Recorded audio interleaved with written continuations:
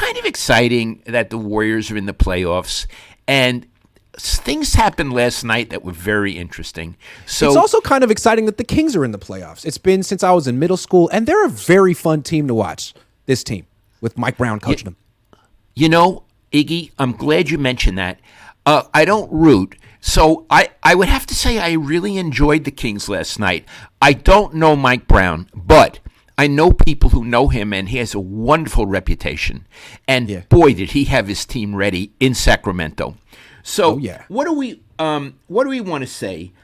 Well, let's start off with, the Kings are up 2-0.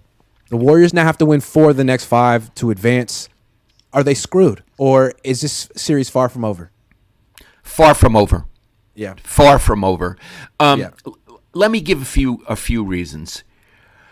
The Warriors have some issues. They have a crummy bench, and Sacramento has a much more explosive bench.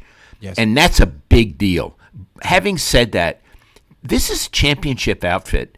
These are people who the Niners, the Warriors didn't go home last night and say, "Oh, we're screwed. My feelings are hurt." None of that. Their attitude is, "We're going to come here and kick your ass." Believe me. Kerr is feeling that. Curry is feeling that. And I think it may be a different story in San Francisco. Plus, I do think with their limited number of really good players, their good players are great. Yeah. So what I feel is this is a series that could go 6 or 7 games. And they could win the series. I'm not writing them off at all. You feel that way as well?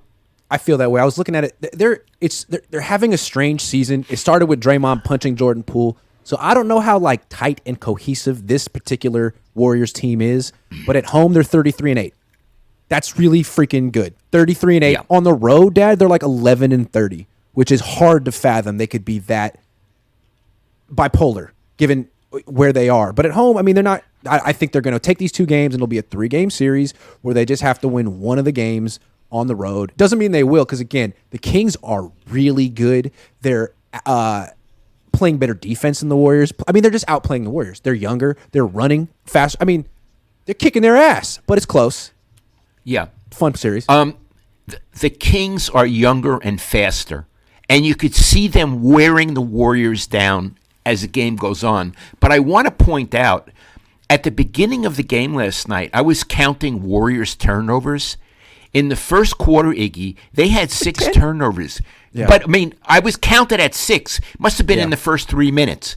And it's like, they're not playing like a championship club. What's going on there? Yeah. That was very bad. Yeah, they're going to have to play a whole lot better to beat this Kings team. And it felt like in the first game, they were real casual. Curry only played 37 minutes, and they took him out for the last 3 minutes of the third quarter and gave up 11-0 run and lost. And so after the game, Kerr was really defensive about it and said, the answer is not playing Stephen Curry 40 minutes a game. He played 41 minutes in this game. So all of a sudden, they're desperate and they're scrambling, and it seemed like they were thinking, well, we got a long playoff run ahead of us. Let's pace ourselves. No, you could get eliminated by the freaking Sacramento Kings right now. You better play. This is game 7 for them, game 3. They have to win game 3. Have to. It's amazing. If they go down 3-0, again, they could could win, but it would be historic, epic. Yeah. And those things rarely happen.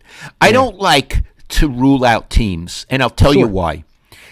When I was younger, I was too quick on the trigger, and I looked like a schmuck. We're going to come back to that, schmuck. Enough times to realize it's prudent to say this team's in trouble, not to say they're out.